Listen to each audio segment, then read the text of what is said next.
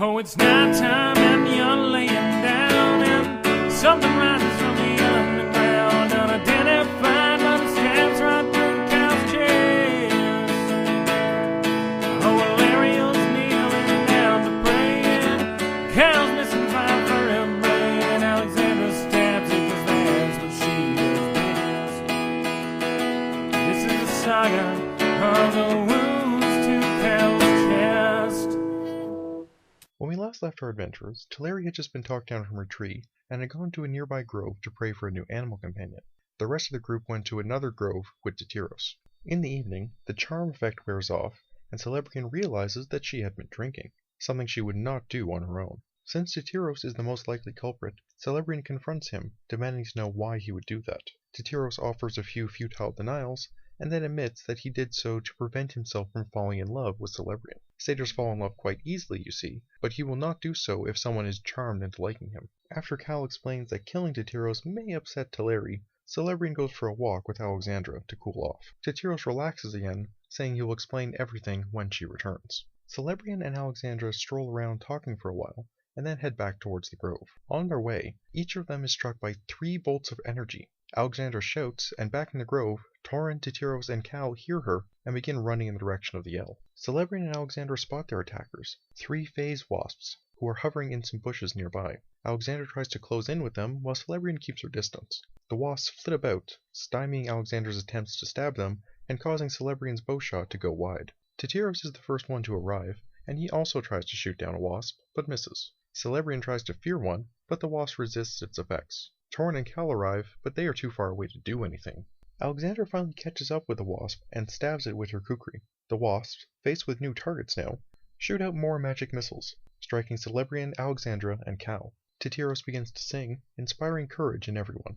Celebrian tries to fool the wasps, creating the image of a wall covering herself, Titiros, and Cal. Torin, not realizing that the wall is only an illusion, tries to run up it, and instead winds up right inside. Cal, not happy about the shot that he just took, casts Fireball on 2 of the wasps, killing one, injuring the other, and setting fire to a patch of the forest. Alexander catches up to another wasp and slices it to pieces. Titiros uses his healing belt on Cal just as Teleri and Alariel arrive. The last wasp, not liking its chances, flees, with a final bowshot from Celebrian to see it off. Teleri heads back to her grove to resume her meditations. Titiros offers to do a bit of healing on Alexandra and Celebrian, as they are in need of it. The group then heads back to their grove and discusses where they should go next, deciding on Volos as their destination. Watches are set up for the evening, and they pass by uneventfully. The group spends most of the day in the grove, waiting on Teleri. Finally, they hear something approaching from the direction of her grove.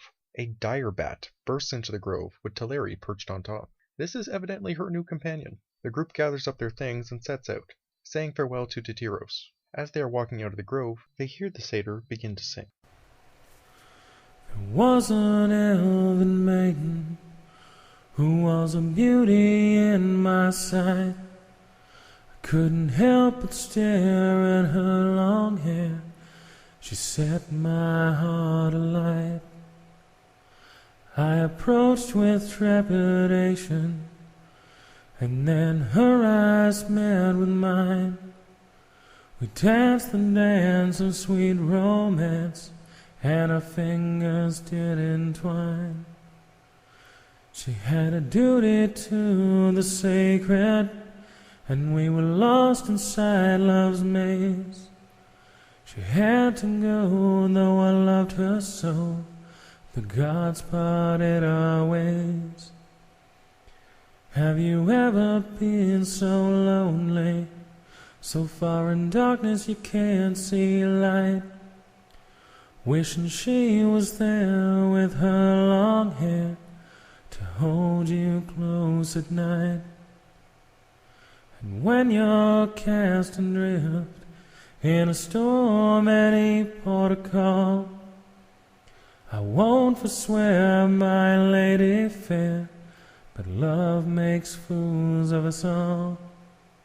It is early evening before they set out, and the forest has grown quite dark and foggy. A double howl echoes in the dark, and Teleri spots a 2-headed wolf following them. When she describes it, Celebrian tells her it is a death dog. The beast is gaining on them, so Teleri stops and attempts to use wild empathy on it. The death dog emerges from the shadows and comes to her hand, seemingly friendly. Unfortunately, he brought another friend, and a second death dog bolts out of the woods, bites Celebrian, and then runs off, as does the first one. Teleri sees them 90 feet out, circling around. The group sets out again, hoping that the death dogs will lose interest, but that doesn't seem to be the case. One ranges closer, only 40 feet away now, so Teleri casts Spore Field on it, and they seem to drop back, out of Teleri's vision. We make camp, and Teleri treats Celebrian's bites, which were infected. Teleri takes the first watch, and she spots the death dogs about 100 feet downwind of the camp. When she wakes Torin, she tells him where they are. Torin can hear them coming closer, and then the alarm spell goes off, as a death dog races into the camp and bites Celebrian, again.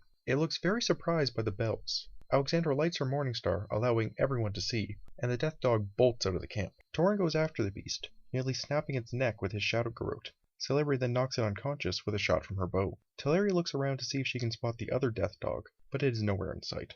The group goes back to sleep, and the rest of the night is uneventful. The next day, they make it out of the woods, and mount up once again on summit horses.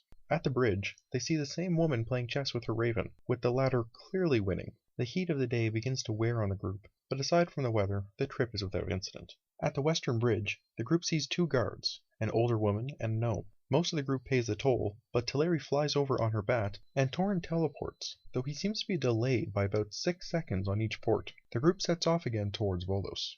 And this is where we have left off. So, will Titiros ever reunite with his elven love?